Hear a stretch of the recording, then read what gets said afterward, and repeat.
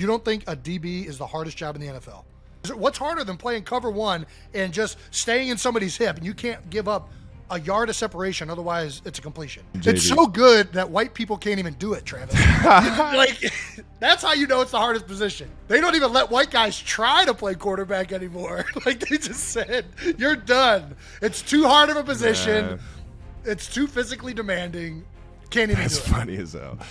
And yes, now while the Kelsey brothers are joking here, there's an element of truth to this. White players just don't fit the stereotype for what a corner should be in the eyes of many, and thus, most of them find a different path. Take for instance this year and how all eyes are on Iowa Hawkeyes cornerback Cooper DeJean. With projections placing him among the top corners in the draft, DeJean's stellar track record speaks volumes. He's a unanimous All-American and a two-time first-team All-Big Ten awardee, but perhaps what sets him apart is the potential to rewrite history as one of the greatest white cornerbacks to grace the NFL. I mean, he's got superb speed, movement, and positioning, setting him apart from so many of his peers. DeJean is unquestionably one of the top defensive players in the draft, but much of the media coverage has been centered around something unusual for his position as a cornerback. I mean, I really can't.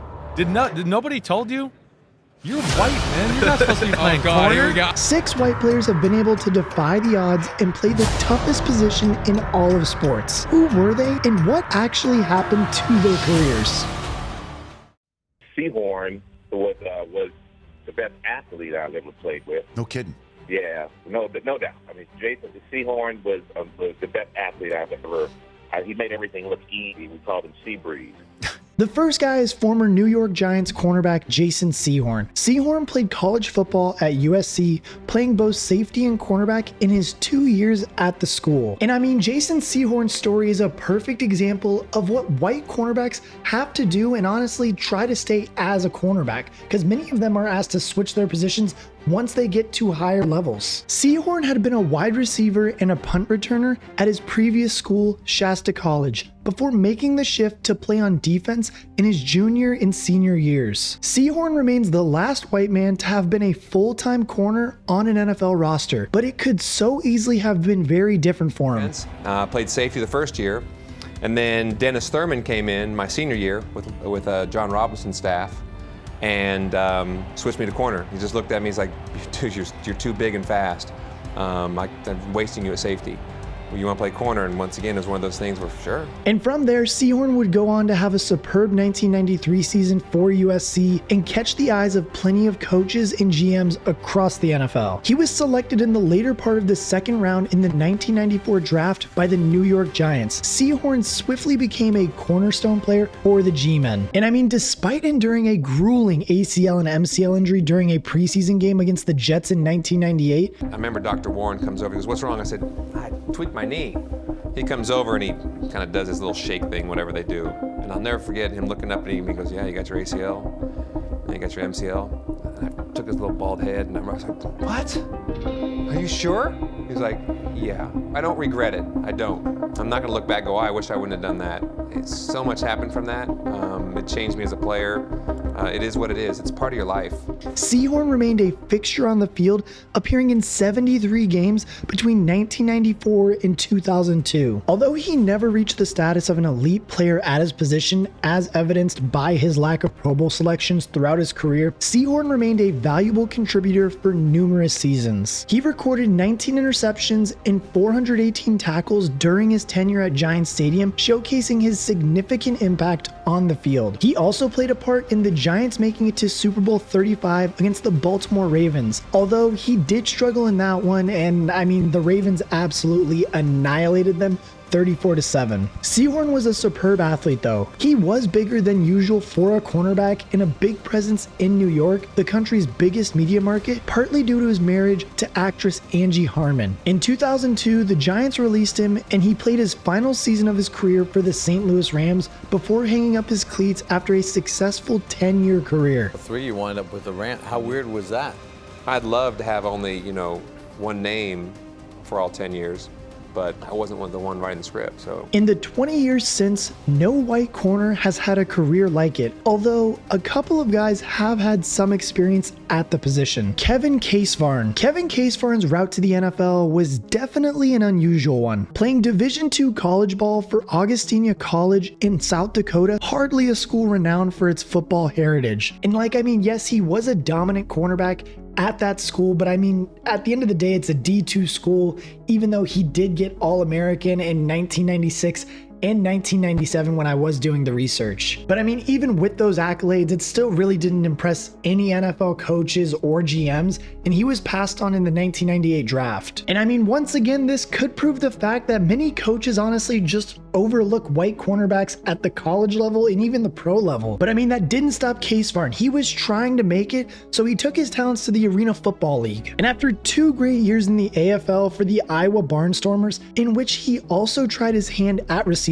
Kaesviharn moved to the San Francisco Demons of the XFL for the league's first and only season. His performances were enough to find him a spot on the Cincinnati Bengals in 2001, a spot he would fill for 6 full seasons. Now, whether he truly does count as a cornerback is really up for debate. You could say yes, you could say no, because at the end of the day, on most rosters, he was listed as a safety. But he did manage to play 5 games from 2002 to 2003 at the cornerback spot before being switched over to the safety role, so take that with what you want. He would then go on to play for the Saints and Titans before retiring after the 2009 season. Kaesviharn started 58 total games in the NFL, which would have seemed unthinkable when he was trying out for arena football. And he's even gone to speak about his struggles as an outsider at the position. Years after his retirement in 2017, he was asked if he felt that there had been some quiet discrimination against him during the time in the league. After pausing, he simply stated, "Yeah, I felt 100% that way. I knew it." And I don't blame the guy for feeling that way. After all, I even struggled finding clips and pictures of this dude in the league and even arena football. It's nowhere to be found. Illustrating the rarity of white cornerbacks, here's another standout who predominantly manned the safety position, Troy Apke. Apke was a defensive standout who patrolled the field as safety for the Penn State Nittany Lions from 2014 to 2017. A pivotal member of the 8th-ranked college team in the nation, Apke culminated his collegiate career with a triumphant victory in the Fiesta Bowl. And he excelled as a safety, showcasing his athleticism, developing from his track and field days in high school and college. Surprised, yeah. Oh, you know why I'm surprised? I can't say it on TV, but he can run. In 2018, Apke was drafted 109th overall in the NFL draft by Washington, although he was drafted officially as a safety. And he did find some success at the position, featuring in 42% of the team's defensive snaps during the 2020 season for the Commanders, who clinched a playoff berth that year. In 2021, however, though, Apke converted to cornerback in a move that really honestly just didn't work out for him. He spent the 2022 season in and out of the practice squad before officially being released by the Commanders in 2023. Apke barely featured in the NFL at corner, but he got further than almost any other white player at the position in the 21st century. Julian Edelman, this New England Patriots legend, contributed to 3 Super Bowl championships and played a massive role in so many postseason games. His crowning achievement, though, was picking up the Super Bowl MVP against the Los Angeles Rams in 2019, gaining 141 receiving yards on 10 catches and delivering the Patriots and Tom Brady their 6th title. Yet, Edelman's versatility extended to defense during his early years with New England. Renowned for his college quarterback days at Kent State, Edelman was drafted by Bill Belichick in the 7th round of the 2009 NFL Draft. However, during his initial seasons in Foxborough, he demonstrated his use as a defensive back as well. During the 2011 season, the Patriots suffered significant injuries on defense, which led to them calling on their 3rd-year receiver to fill in on that side of the ball. And he did a commendable job in the circumstances that they were given. He was called into action in Week 10 against the Jets and made his first tackle on Hall of Fame running back LaDainian Tomlinson. You heard him, right? I think I heard him. I didn't want to say it, but yeah. You never want to hurt anybody. Never want to hurt anyone. Not ideal. But you felt the lick, like you laid a good lick on him? Nah, I just went low on him. He was low. LT? Yeah. I just went low, took out his leg. Got to get the job done. Get in front of that horn frog, man. Biting ankles. Edelman continued this role during the season, helping out his Patriots on offense and defense, as well as even on punt returns. In addition, in the AFC Championship game over the Baltimore Ravens, Edelman played 27 snaps on both sides of the ball, including covering Ravens superstar Anquan Boldin and forcing him to fumble on the final Ravens drive. For the 2012 season, Edelman would ultimately break through at receiver and eventually become the New England icon he is today. He was athletic and a multi-skilled player who was plugged into one of the league's best defenses and made a significant contribution. Make you think, how many other players of Julian Edelman's relatively small size could have played at the cornerback position in the league? And if Edelman had dedicated time in college and the pros to playing corner, just how good could he have been? Now, in the history of these white cornerbacks, we're going to look at Brian Davis, the last white corner to win a Super Bowl. Davis played for Washington between 1988 and 1990 and recorded an interception from legendary Broncos quarterback John Elway in Super Bowl 22, helping Washington to dominate 42-10. Davis had an 8-year career in the NFL, with his best times coming in DC, and played 87 games in an era where white cornerbacks honestly were somewhat more common. And having played such a key role in earning himself a Super Bowl ring, Davis would also go on to play for the Seahawks, Chargers, and Vikings before retiring in 1994. In his retirement, Davis spoke about the lack of white corners currently in the league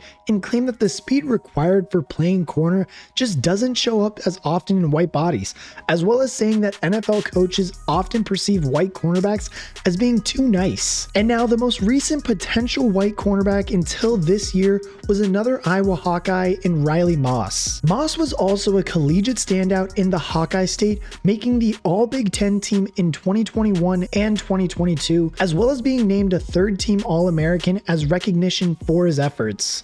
He was a very important part of that Iowa defense, which led him to being drafted as a third-round pick by the Denver Broncos in the 2023 draft. So far, though, things really haven't quite worked out for Moss, as he struggled to force his way into the Denver lineup. And I don't blame the guy. When one of Denver's starting cornerback spots is secured by Patrick Surtain, who's one of the league's top players in that position, I don't really know how you're going to get playing time. However, Moss likely anticipated seeing more action than the 23 snaps he received during last season, accounting for just 2% of all of Denver's defensive plays in that season. Time is on Moss's side though, as he aims to make his mark in the NFL. But the dude has yet to still start a game at cornerback, having so far mostly just been playing on special teams. Which now brings us full circle to Riley Moss's teammate who's now entering the draft this year, Cooper DeJean. Like many of the men in this video, Cooper DeJean did also play other positions during his time at college. DeJean is a tremendous athlete, and the Hawkeyes felt they had to use him as much as possible, also making him return punts